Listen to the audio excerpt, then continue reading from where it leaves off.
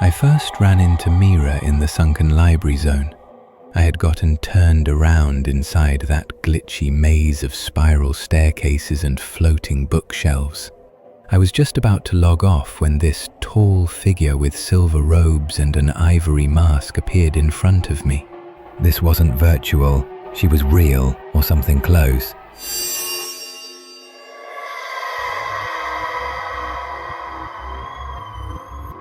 You are listening to the Fearcast. This is not a drill. I repeat, this is not a drill.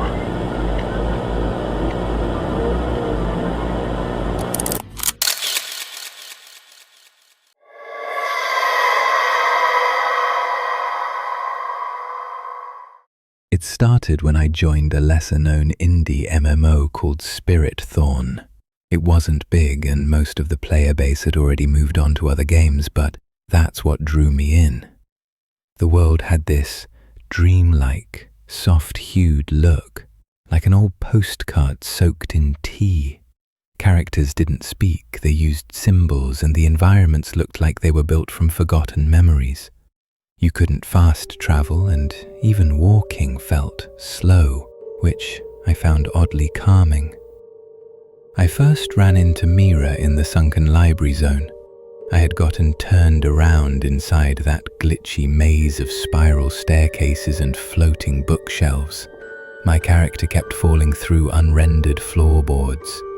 I was just about to log off when this tall figure with silver robes and an ivory mask appeared in front of me. She held up a symbol, an open eye inside a circle, and turned to walk. Curious, I followed. She led me out of the glitched area and into a small, hidden garden filled with white trees that weren't marked on the map. When I typed thanks into the chat box, a message appeared instantly. Glad you made it. We played together every night after that. I learned Mira had been playing since the beta days. She showed me all kinds of things. How to summon a lantern companion that whispered riddles, or how to find the stairwell that led nowhere but made your footsteps echo like a cathedral. She never used a mic, always text. Over time, I began to share details about my life. I told her I lived alone, worked night shifts at a 24-hour pharmacy, and had been stuck in a loop for what felt like forever. She said she understood. She said she used to live with her brother, but he'd left suddenly and she had no family left. I imagined her in some apartment filled with dusty shelves and humming electronics, eyes glowing in the light of her monitor. She told me she was from Ohio. I'm in Michigan, not too far, just far enough.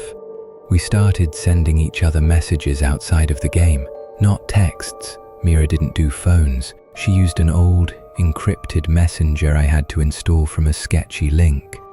It ran in a plain grey window with no timestamps. I wish you could see the real me. I do, every time we play. That's not me, not really. I should have felt uneasy, but I didn't. Mira had a presence that felt bigger than the screen.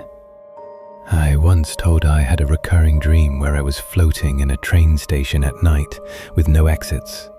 She replied within seconds. I know. I've been there too. That message stayed with me. One night she said she wanted to meet, not face to face, but something close. Just come into the game tomorrow night. Don't bring anything. Just yourself. When I logged in, she was waiting in that same hidden garden. The leaves on the trees had changed to grey. She asked me to follow her again, and this time she led me to a door in a part of the world that shouldn't have existed. It was untextured, raw geometry, white blocks like a forgotten developer test room. She opened the door and stepped inside. I hesitated, but curiosity won. On the other side was a corridor, and when I say that, I don't mean a game corridor. I mean my screen shifted in a way that shouldn't have been possible. It looked like real footage. VHS static clung to the edges of the walls. The corridor stretched endlessly in both directions, but Mira was there, standing in the middle. She typed, "This is the place between me and you." Then she logged off. That was the last time I saw her in-game. I messaged her. Nothing. Days passed, then weeks. I logged into SpiritThorn nightly, waiting. I even went back to the corridor, but it wouldn't open again. Then, one night, the messenger app pinged. "Come see me. I sent you the location." Attached was a photo, blurry, night-tinted, taken from a dashcam or maybe an old phone. It showed a gas station next to a cornfield under a starless sky. The place was labeled Exit 47, which I Googled and found to be off I-75, near the Ohio border. I don't know what possessed me, but I went. The screen went black, then filled with static. I left around midnight, the roads dead silent except for the hum of tires. I reached Exit 47 an hour later. The gas station from the photo was real, just as empty, just as liminal. The fluorescent lights flickered even though the place looked abandoned. There were no cars, no pumps, just the station. A glass door smeared with fingerprints and the endless rows of corn beyond. I parked and sat for a moment hoping to see someone, anything. I checked my phone. "Come in." The door opened before I touched it. No chime, no sound.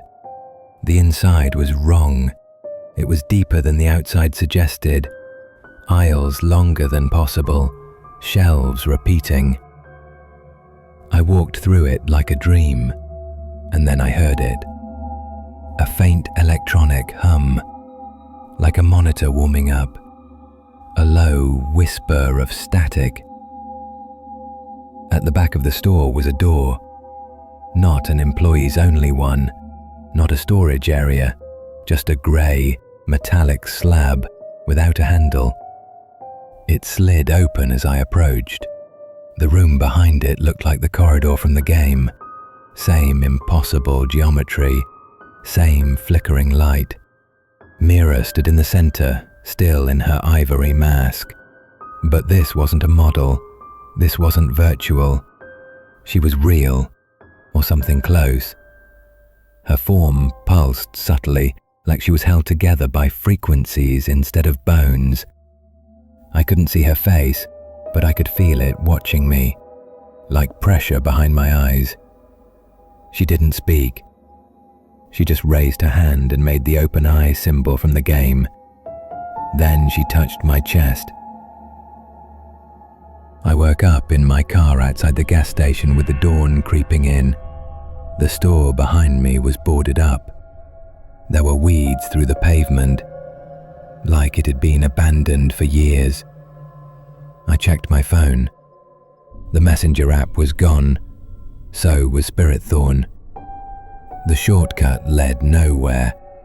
Forums said the game was shut down years ago.